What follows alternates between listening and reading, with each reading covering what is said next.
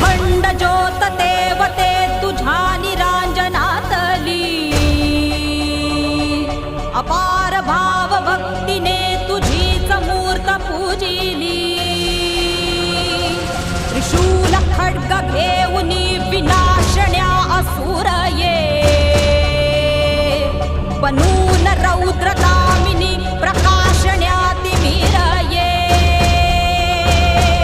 प्रतीक नारी शक्तीचे वैष्णवी महेश्वरी, तुझाच अंश राहू दे सदैव माझ्या अंतरी. आई अंबे